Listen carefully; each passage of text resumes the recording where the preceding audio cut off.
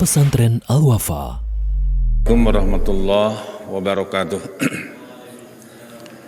Alhamdulillahilladzi arsala rasulahu bil huda wa dinil haq liyudhhirahu 'alad dini kullih walau karihal musyrikun.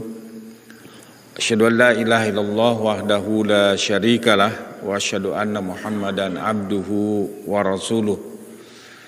Ya ayyuhalladzina amanu taqullaha haqqa tuqatih wa la tamutunna illa wa antum muslimun. Amma ba'd. Para jamaah, para pemirsa rahimani wa rahimakumullah jami'an.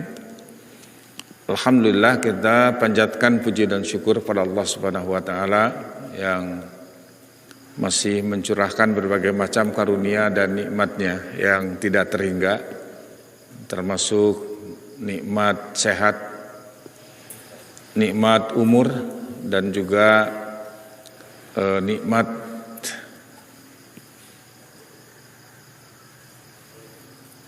yang paling agung, yaitu nikmat iman, nikmat Islam, nikmat berjalan di atas sunnah Nabi Shallallahu Alaihi Wasallam. Dan juga kita mendoakan mudah-mudahan saudara-saudara kita yang sedang sakit segera diangkat penyakitnya oleh Allah Azza wa Jalla, dan juga kita dijauhkan dari berbagai macam penyakit. Dan tentu saja juga semoga Allah Subhanahu wa taala segera mengangkat pandemi COVID-19 ini yang sangat mengkhawatirkan ya umat manusia di dunia ini, ya, yang sangat mengganggu berbagai macam aktivitas dan kegiatan. Ya, kita doakan saudara-saudara kita yang sedang sakit, termasuk yang sedang terpapar, dengan doa yang diajarkan oleh Rasulullah Sallallahu Alaihi Wasallam. Allahumma rabban nas mudhibil ba'sa ishfi wa anta syafi la shifa ila shifauka la yugadiru sakoma. Demikian juga saudara-saudara kita yang sudah dipanggil oleh Allah Azza wa Jalla, ya, semoga Allah Subhanahu wa taala mengampuni segala dosa dan kekhilafannya, kemudian menerima iman Islamnya, juga keluarga yang ditinggalkan diberikan kesabaran dan keikhlasan. Ya, termasuk tadi malam juga ada salah seorang ustadz kita, yaitu Ustadz Yusuf bin Ahmad Jawawi, ya, rahimahullahu ta'ala, yang insyaallah akan dikuburkan pagi ini. Kita berdoa kepada Allah Subhanahu wa ta'ala, Allahumma gfirli Yusuf bin Ahmad Jawawi warfa' darajatahu fil mahdiyyin wahlubhu fi aqibihi fil ghabirin. Allahumma gfir lana walahu ya rabbal alamin wafsah lahu fi qabrihi wa nawwir lahu fihi. Para jemaah yang dirahmati oleh Allah Subhanahu wa taala, para pemirsa di mana saja berada, kajian kita pada pagi ini masih melanjutkan fikih yang berkenaan dengan ibadah di hari Jumat, yaitu dengan tema adab-adab dan amalan di hari Jumat. Sebagaimana kita ketahui bahwa hari Jumat adalah merupakan hari yang dimuliakan oleh Allah Subhanahu wa taala. Pada hari Jumat juga dibukakan berbagai macam kesempatan untuk melakukan ibadah, untuk melakukan amalan salih. Makanya dari waktu yang singkat tersebut, yaitu 12 jam, ya, kita harus memanfaatkannya semaksimal mungkin, ya, agar kita mendapatkan berbagai macam kebaikan, berbagai macam pahala di hari Jumat tersebut. Ya singkatnya, ya karena waktu juga yang membatasi kita, amalan-amalan apa saja yang bisa dilakukan pada hari Jumat yang sesuai dengan sunnah Nabi Shallallahu Alaihi Wasallam. Di antaranya kalau kita perhatikan dari hadis-hadis Nabi Shallallahu Alaihi Wasallam, banyak sekali amalan-amalan yang bisa kita lakukan di hari Jumat. Di antaranya yang pertama adalah memperbanyak doa dan beribadah, mentaqarrubkan diri, mendekatkan diri kepada Allah Subhanahu wa taala. Kenapa? Karena di hari Jumat itu terdapat waktu yang mustajab, yaitu waktu yang kalau seseorang berdoa besar kemungkinan akan segera dikabulkan oleh Allah Subhanahu wa taala. Yaitu ada yang disebut sa'atul ijabah. Ada saat-saat yang kalau seseorang berdoa akan segera dikabulkan oleh Allah Subhanahu wa taala. Hal ini berdasarkan sabda Nabi Shallallahu Alaihi Wasallam dalam hadis yang diriwayatkan oleh Imam Bukhari dan Muslim. Beliau Shallallahu Alaihi Wasallam bersabda, ya, fihi sa'atun la yuwafiquha abdun muslimun wa huwa qa'imun yusalli yas'alullaha ta'ala syai'an illa a'tahu iyyahu wa asyara biyadihi yuqalliluha. Di hari Jumat itu terdapat satu waktu yang jika seorang muslim melakukan salat di dalamnya dan memohon sesuatu kepada Allah Subhanahu wa taala, niscaya permintaannya akan dikabulkan. Lalu beliau memberi isyarat dengan tangannya yang menunjukkan sedikitnya waktu tersebut. Memang di kalangan para ulama ada khilaf kapan waktu tersebut. Ya, tapi yang paling kuat adalah wallahu a'lam bishawab, yaitu ba'da asar, ketika menjelang terbenamnya matahari di hari Jumat tersebut. Jadi pada saat itulah kita memanfaatkan ya sa'ah ijabah tersebut untuk berdoa kepada Allah Subhanahu wa taala, untuk istighfar kepada Allah Subhanahu wa taala, untuk berzikir kepada Allah Subhanahu wa taala. Kemudian yang kedua adalah memperbanyak sholawat kepada Nabi Shallallahu Alaihi Wasallam. Jadi di samping seorang mukmin itu harus memperbanyak sholawat kepada Nabi Shallallahu Alaihi Wasallam di setiap waktu. Tapi ada sholawat yang lebih banyak lagi, yaitu di hari Jumat. Ya mungkin kalau kita perhatikan ya aktivitas sebagian kaum muslimin, ya banyak yang melakukan ya sholawatan gitu kan. Sementara yang diperintahkan oleh Rasulullah Sallallahu Alaihi Wasallam ini adalah sholawat sesuai dengan apa yang juga diperintahkan oleh Allah Subhanahu wa taala. Ya, yaitu dalam Al-Qur'an, innallaha wa malaikatahu yusholluna 'alan nabi ya ayyuhallazina amanu shollu 'alaihi wa sallimu taslima. Nah, kemudian ketika ayat ini turun, ya disampaikan oleh Rasulullah Sallallahu Alaihi Wasallam kepada para sahabat. Para sahabat itu tidak langsung ya mereka menyusun kalimat-kalimat yang berisikan pujian kepada Nabi Shallallahu Alaihi Wasallam. Ya, karena mereka yakin bahwa sholawat atas Nabi adalah merupakan bagian daripada ibadah kepada Allah Azza wa Jalla. Dan yang namanya ibadah itu baru diterima oleh Allah Azza wa Jalla, baru dikatakan sah kalau memenuhi dua syarat. Itu syarat yang pertama, yakni ikhlas semata-mata karena Allah Subhanahu wa taala. Yang kedua, mutaba'atur Rasul, mengikuti Rasulullah Sallallahu Alaihi Wasallam. Rupanya para sahabat yang mulia ini, ya walaupun mereka orang Arab, mereka ngerti bahasa Arab, Tidak serta-merta langsung mereka membuat salawat sesuai dengan keinginan mereka. Tetapi mereka bertanya dulu kepada Rasulullah Shallallahu Alaihi Wasallam. Ya, hal ini sebagaimana yang dijelaskan oleh sahabat yang mulia yaitu Sa'id Al-Khudri radhiyallahu anhu. Ketika mereka mau mengucapkan salawat, mereka bertanya dulu kepada Rasulullah Shallallahu Alaihi Wasallam. Dikata beliau radhiyallahu anhu, kami bertanya, ya Rasulullah, hadza salamu alaika fa kaifa nusalli. Ya, wahai Rasulullah, kami telah mengetahui salam kepadamu. Lalu bagaimanakah kami bersalawat kepadamu?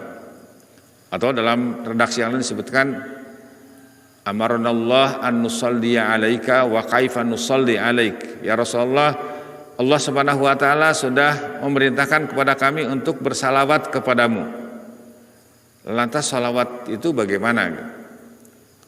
Kemudian beliau diam, ya, setelah itu beliau bersabda, diamnya itu kata para ulama adalah menunggu wahyu dari Allah Azza wa Jalla. Jadi menunggu pelajaran salawat yang benar itu seperti apa. Ya, ketika para sahabat bertanya, fa kaifa nusalli, bagaimana kami bersalawat atasmu? Beliau diam, kemudian bersabda, qulu, ucapkanlah oleh kalian, Allahumma shalli ala Muhammad, ya, abduka wa rasuluk, kama shallaita ala Ibrahim wa barik ala Muhammad wa ala ali Muhammad kama barakta ala Ibrahim wa ala ali Ibrahim. Ya, ada juga yang berbunyi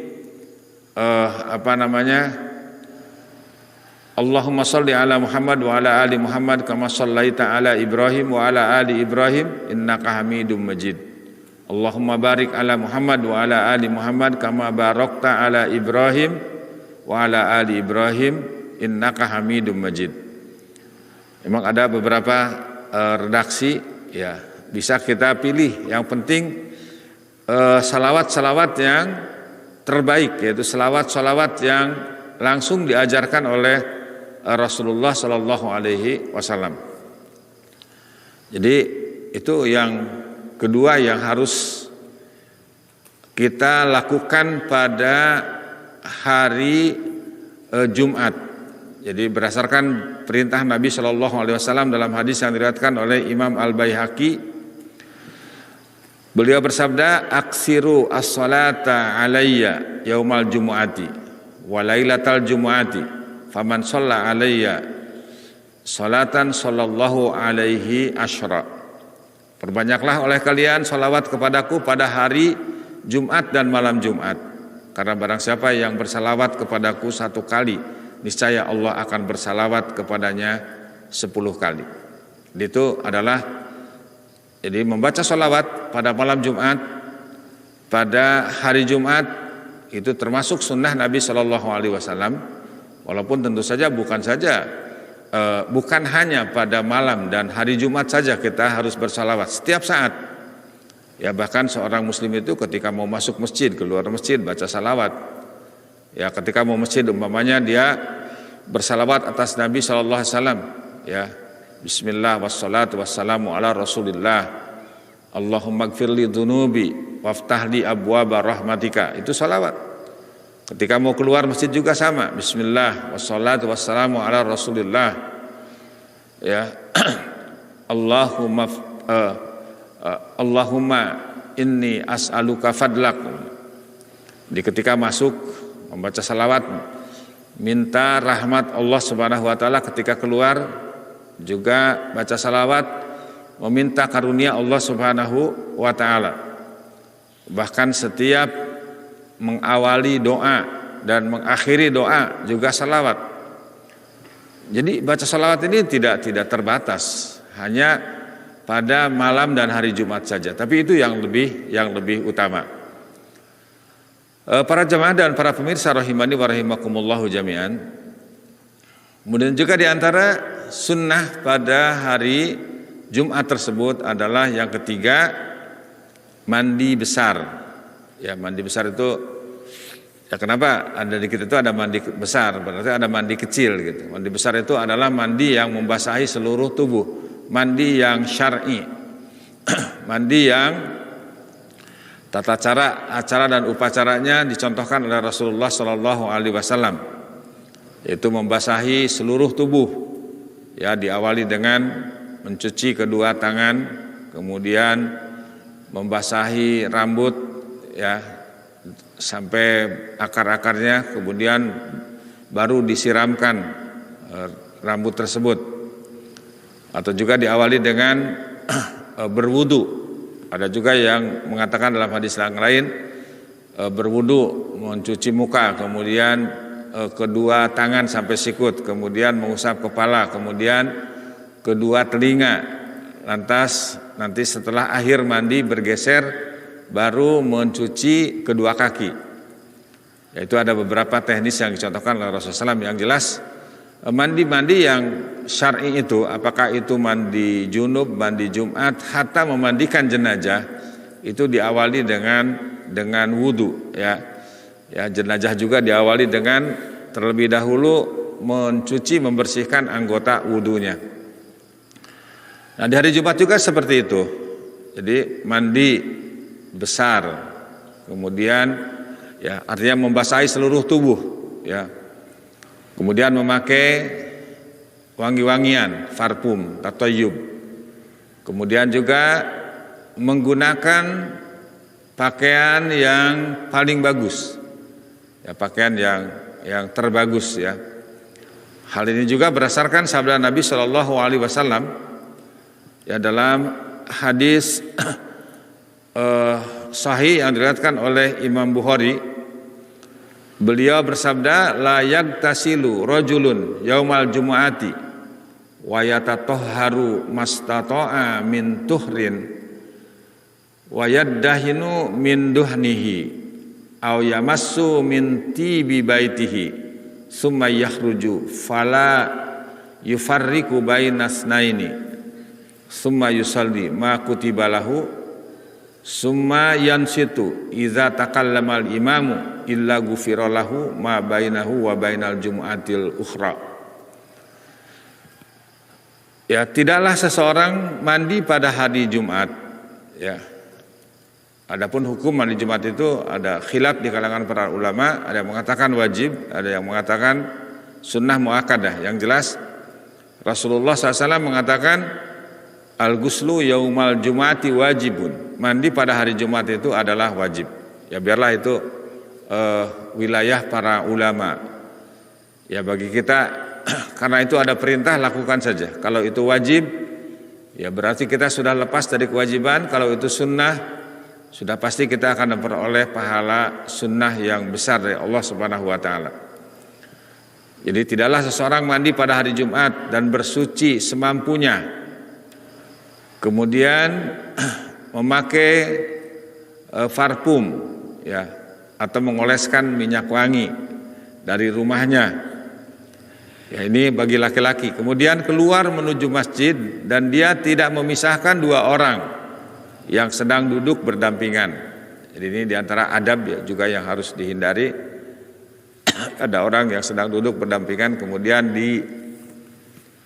pisahkan lantas dia duduk di antara kedua itu dilarang oleh Rasulullah Shallallahu Alaihi Wasallam.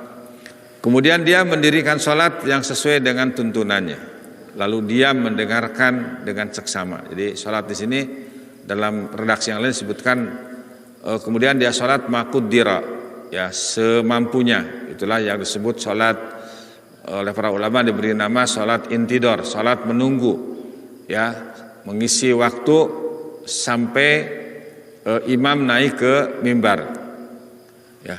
Lalu dia mendengarkan dengan seksama ketika imam berkhutbah. Apa jaminannya?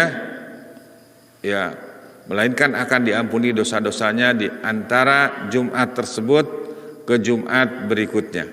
Jadi di sini illa ghufira lahu ma bainahu wa bainal jum'atil ukhra. Jadi itu akan mendapatkan ampunan selama 1 pekan. Ya, tentu ini semuanya adalah jika dilakukan sesuai dengan apa yang diajarkan oleh Allah Subhanahu wa taala dan Rasulullah sallallahu alaihi wasallam.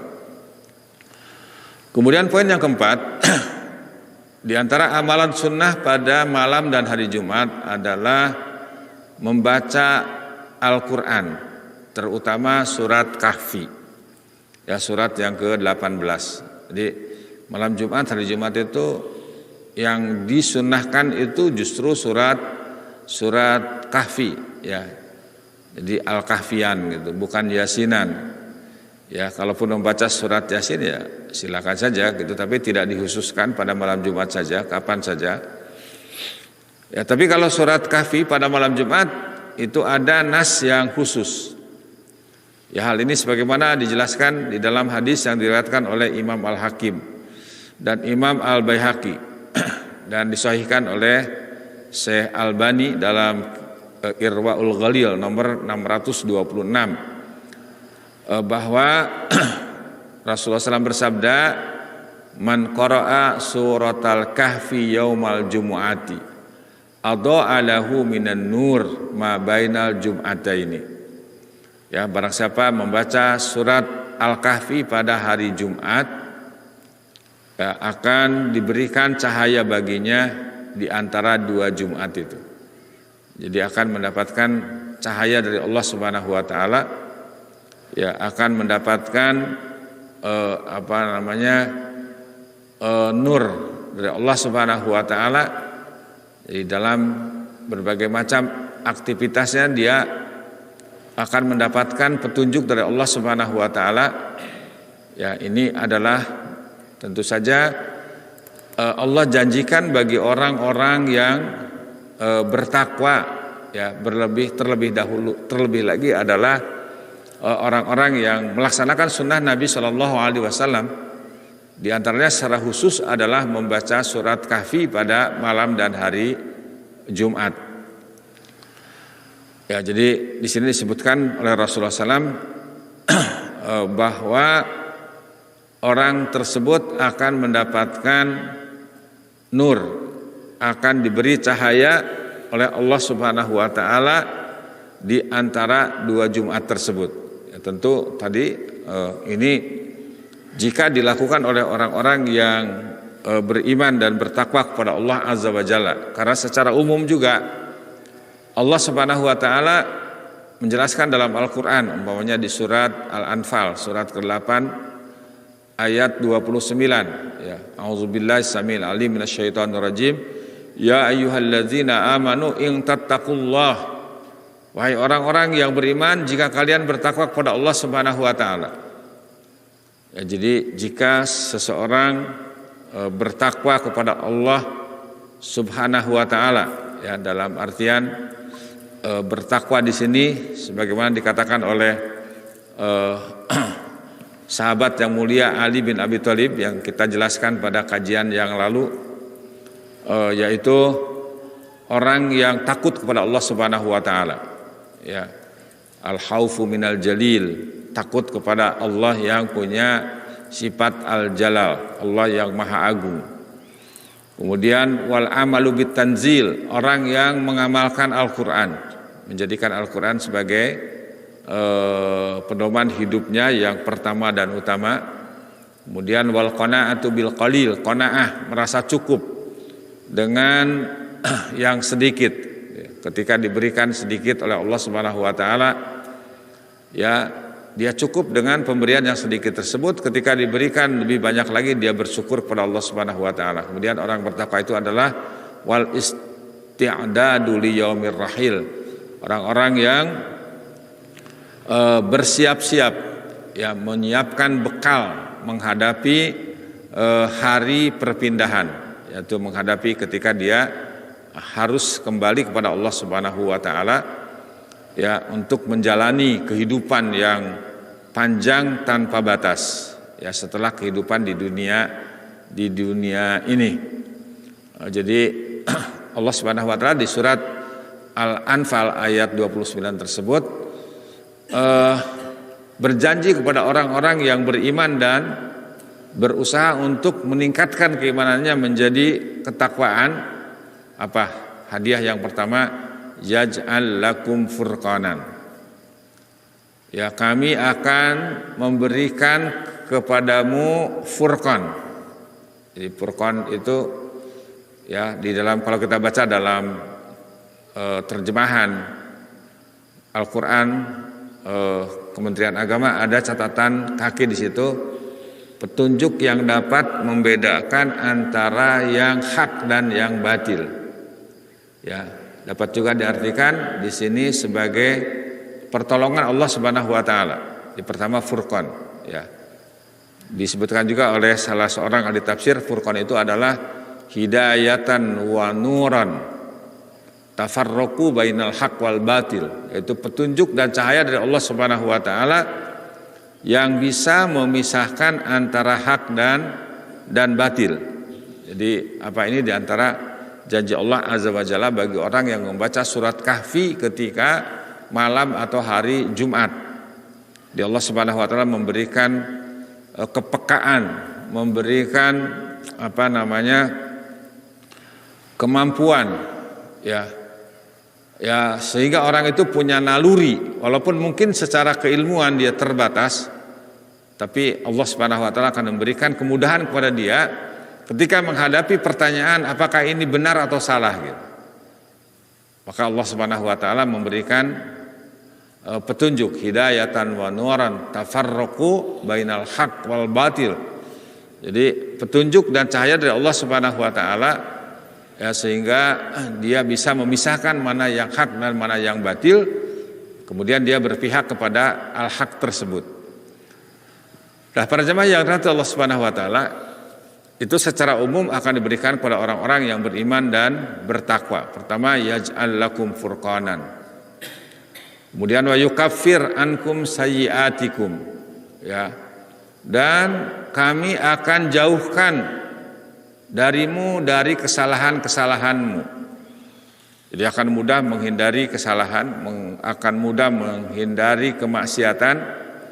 Ya, karena menghindari kemaksiatan, menghindari dosa itu bukan satu hal yang mudah kalau tidak ada pertolongan dari Allah Subhanahu wa taala. Kemudian janji yang ketiga, ya kalau dia terlanjur berbuat kesalahan, ya Allah menjanjikan ampunan, wa yaghfir lakum, dan Allah akan mengampuni dosa-dosa kalian. Wallahu dzul fadlil azim. Kemudian Allah mengumumkan dan Allah mempunyai karunia yang besar. Karunia Allah Subhanahu wa taala itu tidak terbatas. Jadi ini adalah poin yang keempat di antara sunnah, di antara amalan yang kita lakukan pada malam dan hari Jumat adalah membaca surat Kahfi, yaitu surat 18 dari Al-Quran. Kemudian poin yang kelima adalah segera untuk datang lebih awal pada hari Jumat. Ya, jadi banyak di beberapa masjid itu ketika awal waktu Jumat itu kosong. Ya, kalau imam sudah masuk, sudah naik ke mimbar baru penuh. Nah, ini tentu dilakukan oleh orang-orang yang tidak paham akan keutamaan. Jadi orang yang datang pertama, datang kedua, datang ketiga, keempat, kelima, dan seterusnya, itu pahalanya tidak sama. Itu punya pahala yang berbeda. Ya, sesuai dengan apa yang disabdakan oleh Nabi SAW, al-jaza min jinsil amal. Pahala itu akan ditentukan sesuai dengan jenis amalnya. Tentu orang yang berusaha datang lebih dulu berbeda dengan orang yang datang kemudian. Bahkan secara khusus Rasulullah SAW menjelaskan dalam hadis yang diriwayatkan oleh Imam Bukhari, kata beliau, maniktasala yaumal jum'ati guslal janabati summa raha faka'annama qarraba badanatan. Barang siapa yang mandi pada hari Jumat seperti mandi janabah, ya, lalu segera pergi ke masjid, maka seakan-akan berkurban dengan unta yang gemuk. Itu yang duduk di saf yang pertama, yang datang rombongan yang pertama, diibaratkan perumpamannya itu dia berkurban dengan seekor unta yang gemuk. Kemudian yang datang kemudian yang rombongan yang kedua adalah seolah-olah dia berkurban dengan seekor sapi. Rombongan yang ketiga seekor kambing. Rombongan yang keempat seekor ayam. Rombongan yang kelima ya sama dengan berkurban dengan sebutir telur, ya, telur ayam. Yang keenam telur apa ya? Mungkin telur puyuh. Tidak disebutkan di situ. Yang jelas di sini ada perbedaan gitu kan. Ya kalau dulu ada ustadz bilang rombongan yang ke-7, ke-8 dan seterusnya itu sama dengan berkurban dengan daun singkong. Ya itu nggak ada dalilnya sih.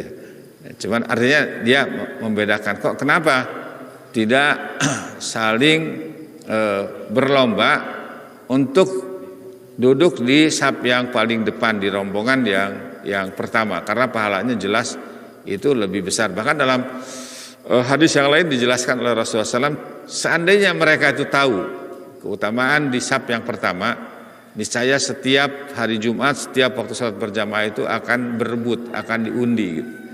Ya karena tidak tahu, ada orang yang datang di awal juga duduk di belakang gitu.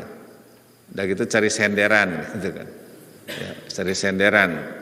Bukannya memperbanyak sholat, bukannya memperbanyak tilawah, tapi tidur. Ya, mungkin doanya pas masuk itu bukan untuk sholat, tetapi justru pas duduk itu dia membaca doa Bismikallahumma amut wa ahya gitu. Kemudian semakin pules lagi ketika imam naik ke mimbar gitu kan. Ya, imam naik ke mimbar. Memang mendengarkan khutbah Jumat itu paling paling nikmat gitu. Paling nikmat gitu. Ya, paling nikmat sehingga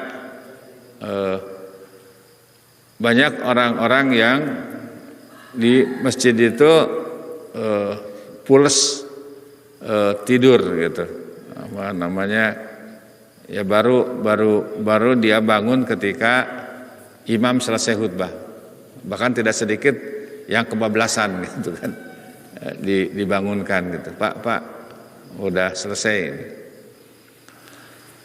Itu adalah poin yang kelima, yaitu segera untuk datang lebih awal pada sholat Jumat. Kemudian yang keenam, hendaklah mengerjakan sholat sunnah 4 rakaat setelah selesai sholat Jumat.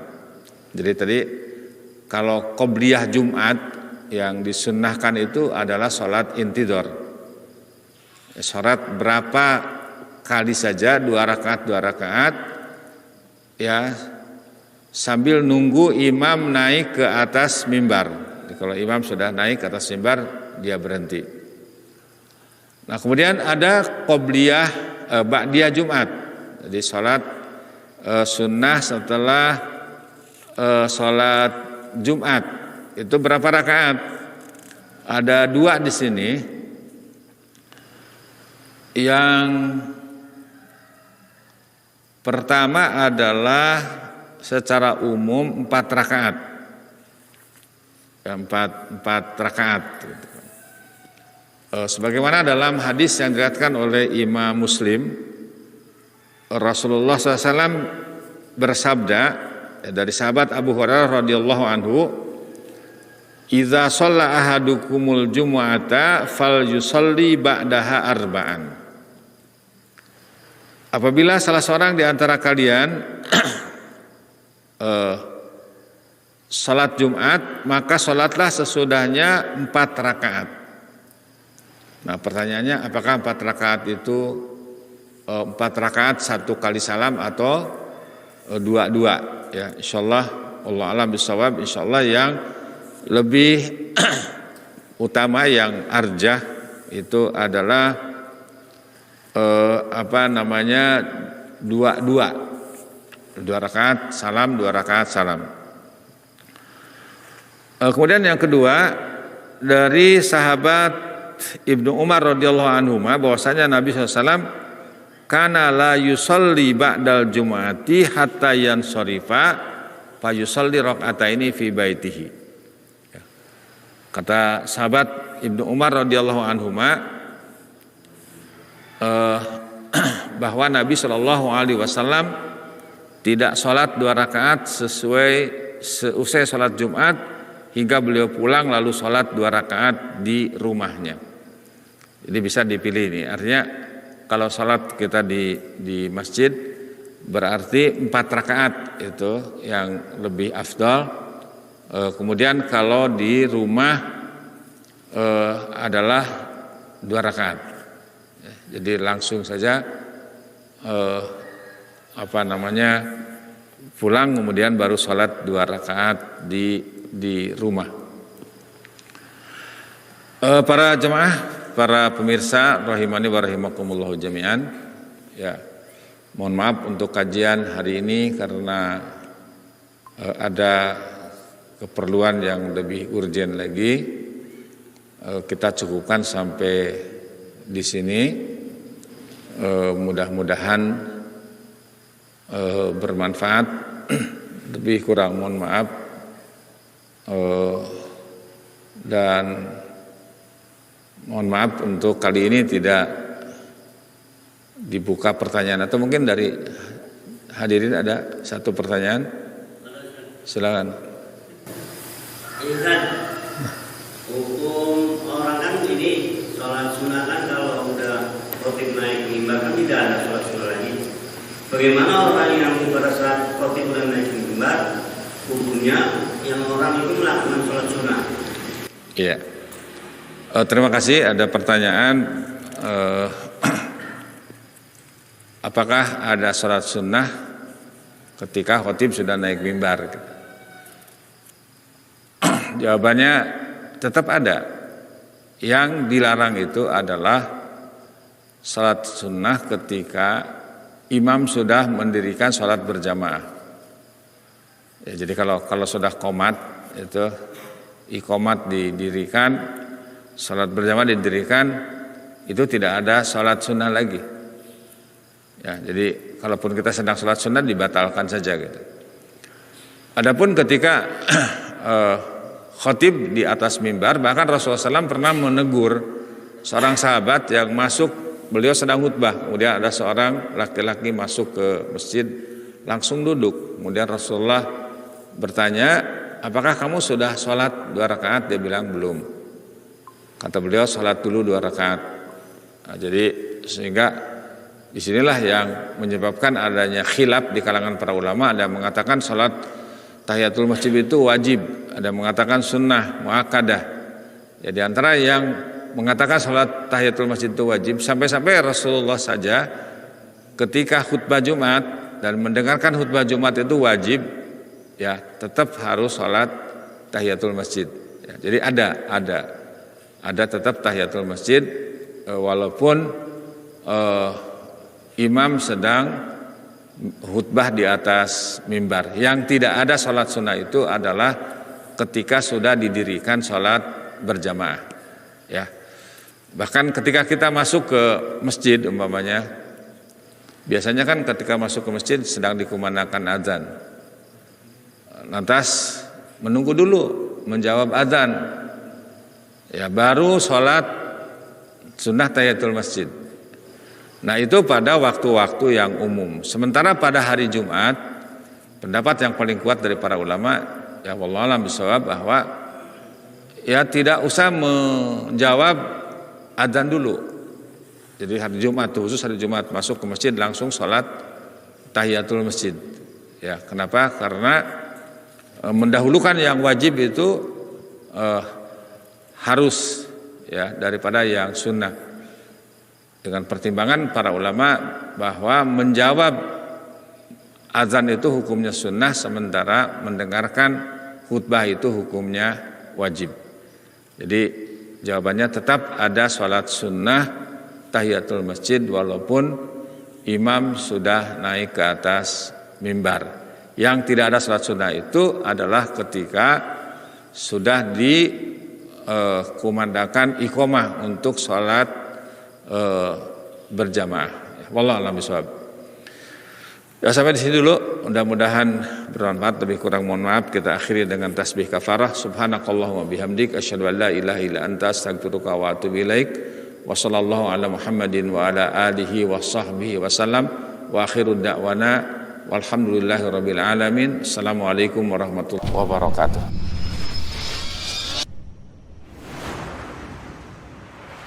Pesantren Al-Wafa